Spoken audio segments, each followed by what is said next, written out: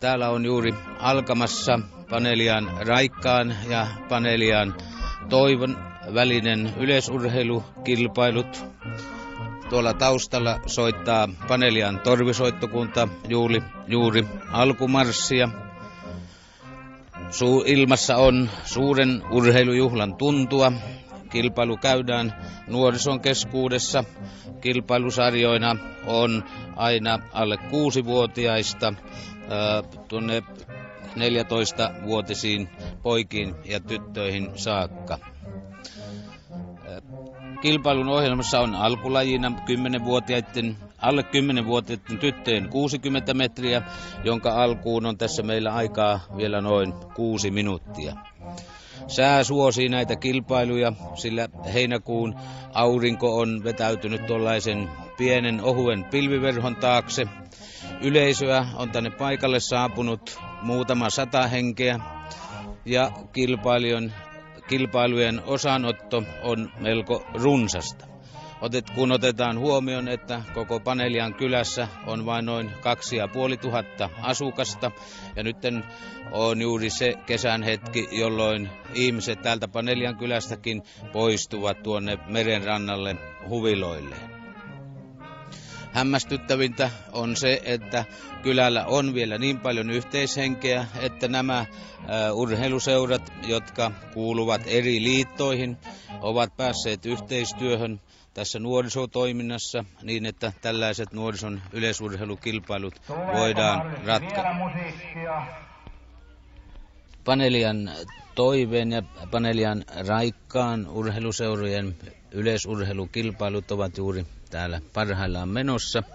Ja vieressä on Panelian Raikkaan puheenjohtaja Pentti Vainio. Nämä on melko suuret nuorisokilpailut. Täällä on peräti 16 lajia. Pidättekö te useinkin tällaisia? Siis tämän tyylisiä yhteiskilpailuja me emme ole pitäneet muuta kuin hiidossa ja sitten maastojuoksussa. Nyt nämä on niin kuin kokeilun mielessä ensimmäiset. Pyrimme niin kuin yhteistoimintaa tehostamaan ja tällä tavalla kokeilemme sitä nyt sitten. Panelian Toivehan on tullilainen urheiluseura ja Panelian Raikas on svullilainen urheiluseura.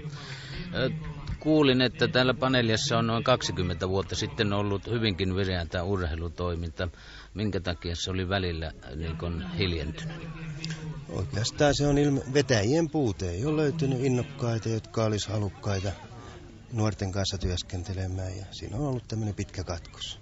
Täällä yleisesti ottaen Paneliassa tuo yhteishenki ja talkoohenki on vanhemman väen keskuudessa isokin. Eikö löydy urheilua talkoohenkeä?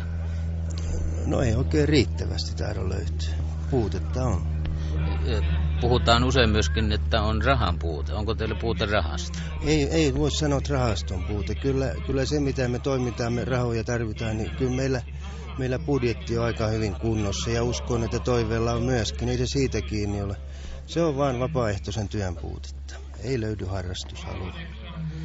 Entäs kunnan puitteissa? Siellähän on järjestetty tällaisia vetäjähenkilöitä. Eikö se riitä, vaan pitäisi olla vielä enemmän? Ei se voi toimia sillä tavalla. Se on niin rajoitettua se avunsaanti sieltä. Ei siihen voi mitään tuommoista pitempijännitteistä harjoittelemista ja muuta keskittää sen varaan.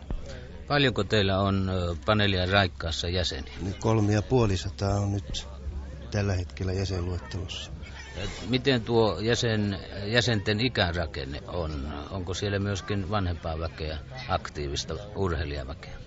Aktiivista urheilijaväkeä vanhempaa ei ole. Se on nuorta kaikki, mitä on. Jääkiekossa jonkun verran on vanhempia, mutta ei oikeastaan muu. Tämä Panelian urheilukenttä, jossa nyt olemme, tuntuu olevan erittäin hyvässä kunnossa. Hyvä nurmikko ja juoksuradatkin ovat kohtalaisessa kunnossa. Sen lisäksi tässä urheilukentän laidalla on tuo seurojen talo sisätiloina. Onko teillä tarpeelliset tilat harrastaa tällä urheilutoimintaa? Siis tällaisen kuntotilan, sisätilan puute, se on huutavaa. Meillä ei ole muuta käytössä kuin tämä seuratalo ja se on saliltaan liian pieni. Siellä ei voi mitään tämmöistä sisäpalloilua harrastaa ja sitten se on lisäksi, se on aina vuokrattava tila ja se maksaa. Siihen ei oikeastaan noin säännöllisesti mahdollisuutta pitää sitä käytössä. Tosiaan niin palloilu, niin kuin lentopallo ja sitten koripallo, niin sitä ei voi siellä harrastaa, koska sali on liian pieni. Nyt on kyllä vetämässä kunnalla siis tämä kouluhanke, johon tulisi tällainen mitat täyttävä urheilusali, jolloin tämä puute poistuisi. Maisemat täällä ainakin tarjoavat hyvät edellytykset yleiseen kuntoiluun. Kuinka on panelialaisten vanhemman väen laita, kuntoilevatko? No sanoisin, että suhteellisesti kyllä ne aika paljon pururadalla ja muuten lenkkeilevät. Että en uskoisi, että täällä sen vähemmän kuin muuallakaan.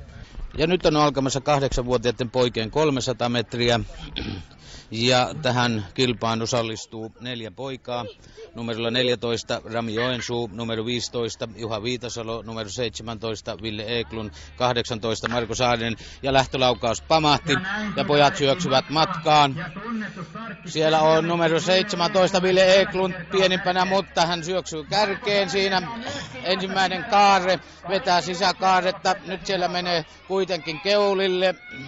Rami Joensuu viimeinen kurvi ja sitten aukeaa loppusuora ja kärjessä on numero 18 Marko Saarinen ja toisena on Ville Eklund, mutta siellä ensimmäinen Marko Saarinen voitto näyttää olla melko selvä, toiseksi tulee nähtävästi numero 14 Rami Joensuu, kolmanneksi tulee Ville Eklund voitto, Marko Saarisen voitto on melko selvä ja maalissa nyt. Ensimmäisen ja toisen väliä oli noin 15 metriä. 65,8 sekuntia oli voittajan Marko Saarisen aika. Ja neljäntenä tuli siellä numero 15 Juha Viitasalo, joka kaatui tuohon nurmikolle kaikkensa antaneena. Ja nyt tänne selostamoon saapuu numero 18 Marko Saarinen, äskeisen 300 metrin voittaja. Sinun ikäsi paljonko? 7. Kauanko sä oot harrastanut juoksua? En mä muista. No, oliko tämä kilpailu kova? Ei se ole kovin kova ollut. Ootte sitten ennen ottanut yhteen näiden poikien kanssa? Ei. No miten sä oot valmentautunut näihin kilpailuun? Mä oikein tiedä. No juokseksen vapaa-aikanakin? Kyllä. Kuka sua on neuvonut, miten juostaan kovaa? Mä ja isä. No meinaatko sinä ruveta nyt tosissas niin jatkamaan urheilua? Joo. Panelian toiveen ja Panelian Raikkaan yleisurheilukilpailut päättyvät Mimmiliigan jalkapallootteluun, jossa nämä 2 urheiluseuraa naisjaostot ottavat mittaa toisistaan. Panelian toive, joka on siis Tulliin kuuluva seura, pelaa täällä punakeltaisissa asussa. Sen sijaan svullilainen Panelian Raikas on valinnut tuollaisen monipuolisen joukkueasun. Siellä on vähän jokaisella erilainen, eri värinen peliasu. Naisjalkapalloilu täällä Paneliassa ei ole kovin vanhaa. Eilen oli kuulemma ensimmäiset harjoitukset pidetty ja nyt tulee siellä Panelian toive oli juuri tehdä maalin, mutta ei aivan onnistunut. Tämä maalilaukaus meni kulmapotkuksi ja nyt tulee pelin ensimmäinen kulmapotku siinä vaiheessa, kun peliä on pelattu vasta pari minuuttia. Jaha, nyt siellä potkitaan palloa, mutta siellä potkitaan myöskin toisia pelaajia. No, tuntuu olevan hieman vapaa tulkinta näissä säännöissä. Ja nyt tuli ottelu ensimmäinen maali. Panelian toive tempaisi tuosta rangaistusalueelta suoraan maaliin. Se oli kauniisti tehty. Ei, kyllä maali hyväksytään. Pallo viedään keskiviivalle, siis Panelian toive johtaa 1-0. No niin, meillä on tässä vieressämme nyt tämä panelialaisen jalkapallon asiantuntija Vesa Isoviita. Kuinka vanha sä olet? Mä olen 9-vuotias. Pelaatko sä itse jalkapalloa? Joo, mä pelaan tuossa E-junioreissa. Joo. No kumpi näistä raikkain nyt, kun ne pelaa tuolla kentällä nämä Raikassa Toive, niin kumpi on sun mielestä parempi nyt? No nyt on Toive, mutta kyllä mä Raikas kannatan. Ja niin peli jatkuu täällä Panelian urheilukentällä.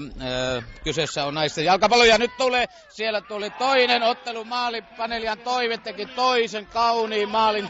Maali laukaasti noin 30 metriä tuosta Panelian Raikkaan maalista ja se tuli kauniina kaaripallona yläripan himoen maaliin. Panelian Toive johtaa siis 2-0. Ja näin päättyi tämä naisten jalkapalloottelu ja peli päättyi Toiveen voittoon 3-0.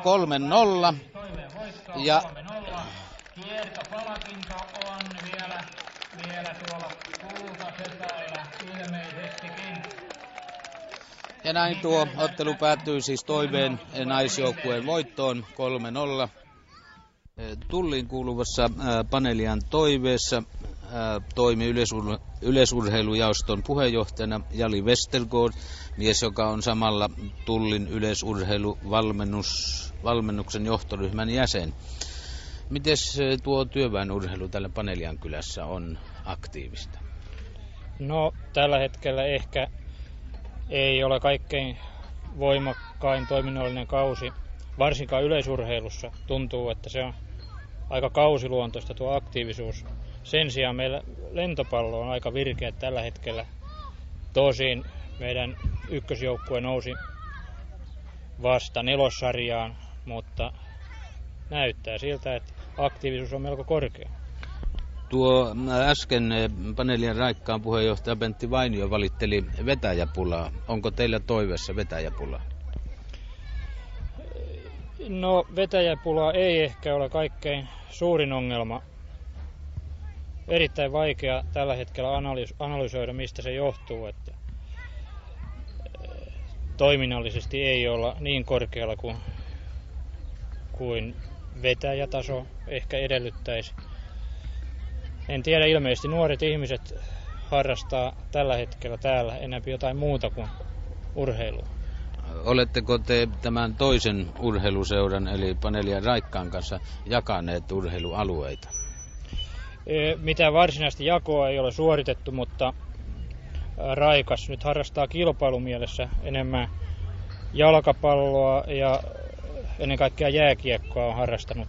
Toiveella taas on perinteellisesti yleisurheilu ollut etualalla ja tällä hetkellä tosiaan ykköslajina on lentopallo. Minkälainen teillä tuo tila saanti on täällä? Talviaikaanhan se on todennäköisesti vaikeaa. Tilakysymys on erittäin hankala sen takia, että ainoa jonkinlaiset mitat täyttävä lentopallosali on tuolla Puukirkon puolella Eurakoskella ja siellä pojat käy parina iltana viikossa pelaamassa enempää. Ei vuoroja sieltäkään voi saada. Meillä olisi tässä kasvamassa juniorijoukkuakin, mutta salitilanne talvella on hyvin vaikea. Tosin ehkä meidän kaikkein aktiivisin alue on sittenkin naisten voimistelutoiminta. Ja siinä suhteessa kyllä nämä paikallisten pikkukoulujen tilatkin tarjoaa riittävän harrastusmahdollisuuden. Teillä tuntuu tuo Toiveessa olevan tuo naistoiminta melko vahva, koska äskeisen jalkapalloottelunkin voititte Raikasta vastaan. Onko täällä tuollaista työpaikkaurheilua, sanotaan puulaakiotteluita eri yhtiöiden tai järjestöjen kesken?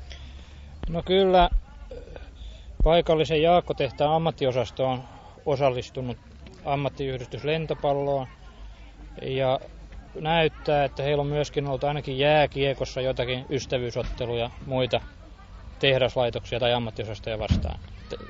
Ja joka ruokatunti näyttää, että siinä Jaakon pihassa lentopallo on ilmassa.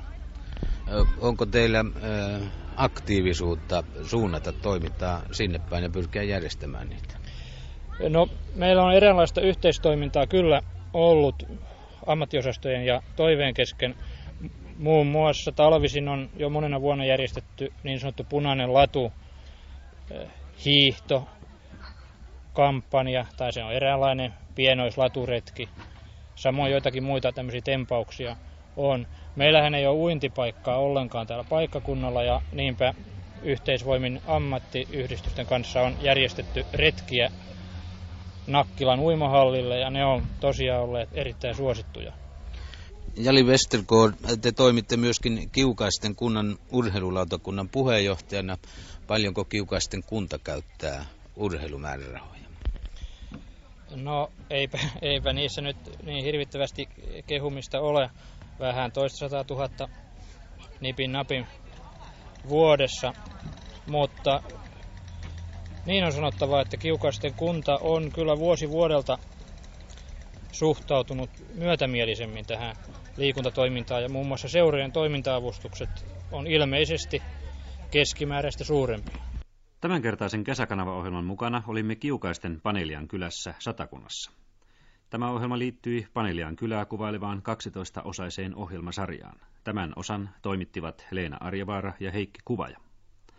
Huomenna lauantaina kuulemme rinnakkaisohjelmassa kello 19.30 ohjelmasarjan 11. osan. Silloin pohditaan saunan lauteilla ja kuistilla, millainen olisi Panelian kylän tulevaisuus.